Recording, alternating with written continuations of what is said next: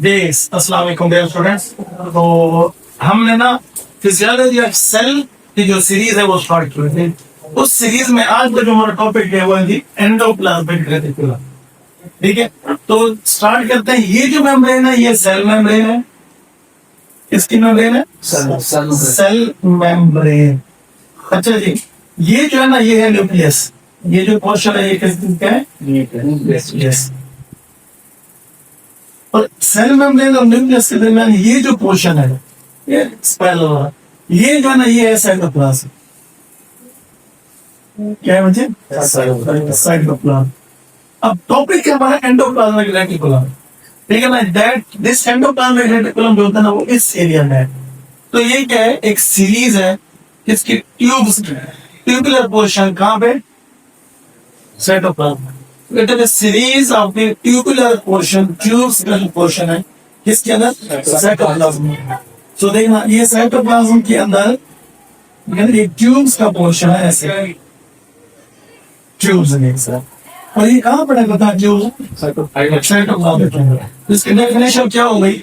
It is a series of the tubular portion in the cytoplasm. ठीक है, उसको क्या कहते हैं? Endoplasmic reticulum.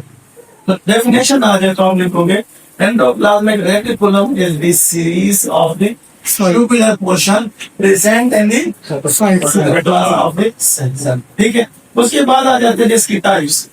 क्या जाते हैं? टाइप्स।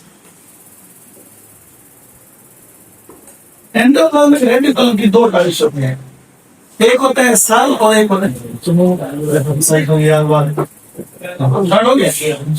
चलिए टाइप्स में आ जाते हैं कि टाइप्स इसकी दो तरह का होता है, स्मूथ एंडोप्लाज्मिक रेटिकुलम SCR, और दूसरा होता है RER का मतलब होता है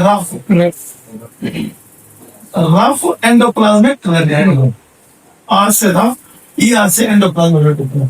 तो पहले रफ चीजें देखते हैं। देखो ये है जी एंडोप्लाज्मिक रेटिकुलम, ट्यूब्स है। देखना ये है जी एंडोप्लाज्मिक रेटिकुलम, ऐसे समझ लो ट्यूब्स है। अगर इसके ऊपर कोई चीज भी नहीं है तो ये ऐसे जैसे मोटरवे होती है, तो मोटरवे के ऊपर कोई स्पीड ब्रेकर होता है? नहीं होता, तो बिल्कुल स्मूथ होती है। ठीक है ना, लेकिन अगर इसके ऊपर हम क्या बना रहे हैं? राइबोसोम अटैच कर रहे हैं। क्या चीज? राइबोसोम। और हायर राइबोसोम ऐसे है जैसे एक रोड के ऊपर स्पीड ब्रेकर है, तो इसका स्ट्रक्चर स्मूथ हो गया, फोन आपको देखना। तो ये जो एंडोप्लाज्मिक रेटिकुलम है इसके ऊपर क्या है? राइबोसोम्स है, और ये राइबोसोम मिलाकर ये जो ट्यूब्स है ऐसे ट्यूब्स थी, और ट्यूब्स के ऊपर क्या आ गए थे? राइबोसोम। तो ये जब राइबोसोम और ट्यूब्स मिल जाते हैं तो इसका एक एंडोप्लाज्मिक रेटिकुलम बनते हैं। इसे क्या कहते हैं? Endoplasmic reticulum. डेफिनेशन आ जाए तो क्या कहोगे? Tubular portion with the ribosome. Ribosomes that are present on these tubular portion collectively called rough endoplasmic reticulum. Function क्या है इसका? इसका काम है जी पहले क्योंकि राइबोसोम जो है वो प्रोटीन बनाते हैं, तो ये भी क्या करते हैं? प्रोटीन की सिंथेसिस करते हैं। क्या करते हैं? प्रोटीन की सिंथेसिस। कौन से प्रोटीन की सिंथेसिस करते हैं? ये रफ एंडोप्लाज्मिक। कौन से वाले? रफ एंडोप्लाज्मिक रेटिकुलम क्या करते हैं? प्रोटीन की क्या करते हैं? सिंथेसिस करते हैं। ठीक है ना, और जब सिंथेसाइज हो जाती है तो उसको फिर क्या करते हैं? ट्रांसफर कर देते हैं आगे की तरफ।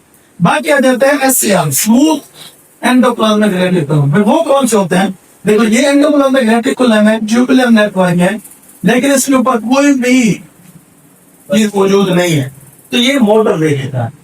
ठीक है, क्योंकि इसके ऊपर स्पीड ब्रेकर नहीं है। ये हमारे घर की जो रोड होती है उसको बनाते क्या होता है, उसके अलावा थोड़े छोटे स्पीड ब्रेकर घर गली में बना होता है। तो ये रफ है और ये स्मूथ है, इसके ऊपर कुछ भी नहीं। ठीक है ना, तो सिर्फ जो ट्यूबुलर पोर्शन हो उसके ऊपर क्या ना हो? राइबोसोम्स ना हो, तो वो बनाता है स्मूथ एंडोप्लाज्मिक रेटिकुलम। तो राइबोसोम्स नहीं है इसका मतलब इसका जो फंक्शन होगा ये प्रोटीन तो बिल्कुल नहीं बनाएगी, तो ये बनाता है लिपिड की सिंथेसिस करता है। दिस इज की लिपिड की क्या करता है? बायोसिंथेसिस। एक दूसरा ये क्या करता है? ग्लाइकोजन की मेटाबॉलिज्म भी करा देता है। इसकी ग्लाइकोजन मेटाबॉलिज्म करता है। ग्लाइकोजन क्या है? वो स्टोर्ड ग्लूकोज है जो हमारे लीवर में ये मसल होती है, जब हम ज्यादा ग्लूकोज खाते हैं ना तो कुछ ग्लूकोज हमें एटीपी दे देती है, एनर्जी। बाकी जो एक्स्ट्रा होता है वो स्टोर हो जाता है हमारी बॉडी में, ताकि हम जब खाना ना खाएं या भूखे हालत में हो, फास्टिंग स्टेट में हो, तो वो हमारे काम आ जाए। ठीक है। और तीसरा, ये जो टॉक्सिक सब्सटेंस है ना, टॉक्सिक सब्सटेंस, उनको ये क्या कर देते हैं, डिटॉक्सिफाई कर देते हैं, यानी उसके अंदर जो टॉक्सिसिटी होती है वो खत्म कर देता है। और ये मोस्टली स्मूथ एंडोप्लाज्मिक रेटिकुलम उन सेल्स में होते हैं जो लिवर के सेल है। किसके सेल है? लिवर। इसका मतलब है लिपिड सिंथेसिस वहां पे होती है लिवर में, और ग्लाइकोजन की मेटाबॉलिज्म भी लिवर में होती है। और जो होते हैं जो टॉक्सिक सब्सटेंस हमारे बॉडी में होते हैं उनको डिटॉक्सिफाई कर देता है, वो भी कौन करता है? Smooth endoplasmic reticulum. ये वाले कौन से हैं? और ये वाले कैसे आपको पता चला कि ये रफ है और ये स्मूथ है?